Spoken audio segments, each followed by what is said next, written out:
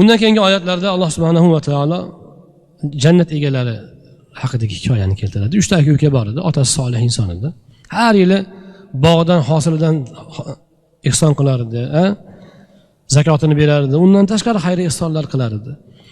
Ota o'tgandan keyin 3 ta o'g'il bor edi. 3 o'g'il endi navbatdagi hosilda otamiz juda ko'p saxovat qildi, yetadi endi.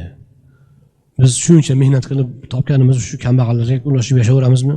Bu odamga o'xshab to'plab o'zimiz bir maishat qilaylik deyishdi.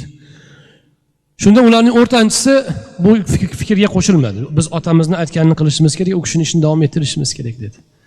Kattasi bilan kichigi aytdiki, yo'q. Sen yo bizga xo'p deysan, bo'lmasam nari tur, aralashma deyishdi.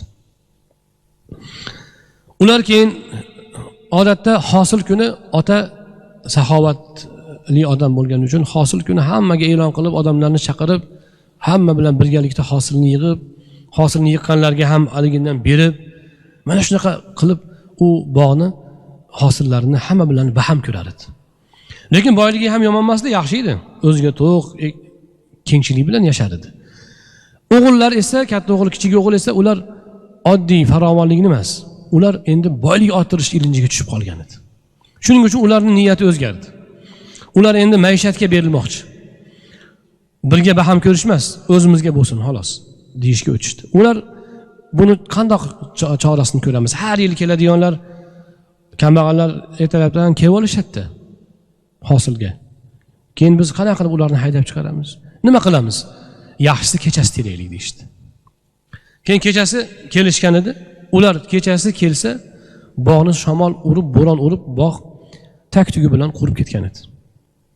Yo'q, hosil bitta ham yo'q. Ular aytishdiki, inna la mughramun bal nahnu mahrumun. Biz mahrum bo'ldik-ku deydi. Shunda o'rtanchisi aytdi: Alam aqul lakum laula tusabbihun. Sizlarga buni o'rniga tasbih aytinglar demaganmidim dedi.